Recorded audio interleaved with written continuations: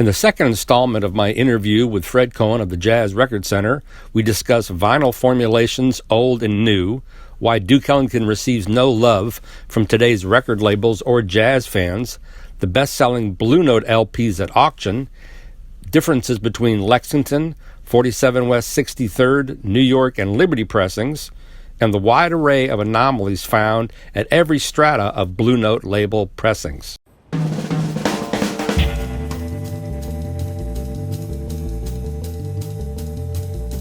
So about how many copies of Mobley 1568 do you think were pressed? I have no idea, honestly. You'd have to check if they even exist. The pressing plant usually keeps monitors the number of pressings on the envelope of the stampers. Why are there so many anomalies with Blue Note pressings? You'll have an RVG on one side, maybe not the other. On one side you might have a 47 West 63rd label, a New York label on the other side. Why all these weird, inconsistent anomalies? They never threw anything away. They never threw labels away. If they had covers left over, they'd keep the covers over here. They'd use them later on for a different pressing. It was simply a matter of economy. There was no, other than the data, the raw data, catalog number, personnel, liner notes, photograph on the cover, the information on the labels. Really, when you really look at it, that's all that really matters. But when you're getting down to this next level of collecting, you're talking about information that nobody at Blue Note or the pressing plant could care about. But what are the top 5 Blue Note LPs at auction? They will vary depending upon condition and depending upon who's bidding. But let's see. I just wrote down the Yuta Hip 1530 with Zoot. Lee Morgan Indeed 1538. Hank Mobley 1568, of course. Sonny Clark, Sonny's Crib 1576. And Lee Morgan Candy 1590. They're all 1500 series, as you can see. Right. Probably one of the more collectible items in the 4000 series would be Kenny Drew Undercurrent. What does that mean when there's a RVG on one side but not on the other? Does that mean Rudy just forgot to etch it, stamp it? No, there is no such thing. There is no such thing? No. Okay. The RVGs will have, because he was the mastering engineer, he always either etched it or stamped it.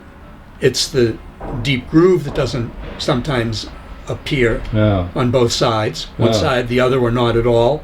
And infrequently, very rarely, even the P, the Plastilite P, will appear on one side but not on another. Why is that? They obviously pressed it. Who knows? How does the first pressing Lexington or 47 West 63rd differ from a Liberty in sound quality, pressing, or album art? Well, since I don't make comparisons to pressings unless there's something really obvious, bad pressing, for instance, or whatever. The only thing I might say is that there were changes in the formula of vinyl. Your 1950s vinyl is very different from your 1960s vinyl. Really? How so? Not just in thickness. Well, it's the composition of the vinyl itself. One might have a tendency to carry multiple plays better than the other. Might be softer. Other than that, and that's kind of theoretical. Other than that, I really can't say because I don't pay much attention to that. I know that Liberties always sound good. Everybody who hears them says, this is about as good as you're going to get. Mm-hmm. For the buck, you can't do any better. Right. But maybe that different vinyl is why those 50s LP Blue Notes sound so good. It could very well be. Could be. Is it true that a great majority of the original Blue Notes are in Japan? I don't think so. I don't think so. I think that got exaggerated because in the 70s and 80s, they were such active buyers, and to some extent still are, but it very well may be that the prices for those Blue Notes and the availability of really pristine copies has gotten more than either the dealers or the buyers can afford. It's funny, for me, even more so than any Blue Note, and I have a couple Lexingtons, a handful of more collectible than a bunch of Liberties. They're always easier to find in good condition than anything on impulse. It's hard to find impulse records in good condition. Were they not reissued as often, if at all, you think? Well, it was. I think it was just a function of a different era when you had John Coltrane. I mean, Coltrane, those records were played until you could see through them. Yeah. Just as an example. Right. And it may have a lot to do with the people at Impulse, very smart in terms of who they had on their roster. And those records have, unfortunately, you don't, as you say, you don't see these records always in pristine condition. Right. They've been played to death. Why do you think, we see these incredible reissue campaigns for Miles, for Coltrane, but not for Duke Ellington? Why is that, you think? They barely touched Duke Ellington's catalog. Anybody, any EU, Columbia, nobody. He doesn't get much love these days. I would challenge that.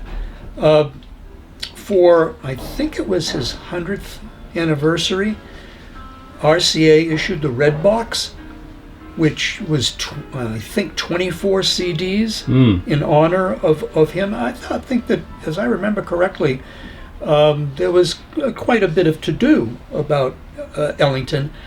However, there's the caveat is that Ellington might be considered not the greatest modernist. And so a lot of people these days, particularly in the younger generation, they don't think of Ellington in the same way that they would think of I don't know, Jeremy Pelt or Brad Meldau or no, let's say, let's be fair, Gil Evans or Maria Schneider, in terms of a big band. Right. Also, the enormity of his catalog. Anytime you get with people that have major catalogs, you get Armstrong, you get Ellington, you get Stan Kenton, you get Dave Brubeck, you get Miles Davis. Well, Miles is an exception, because anything on Miles sells. Right. But other than that, this stuff just, no matter what you do, you can't sell it.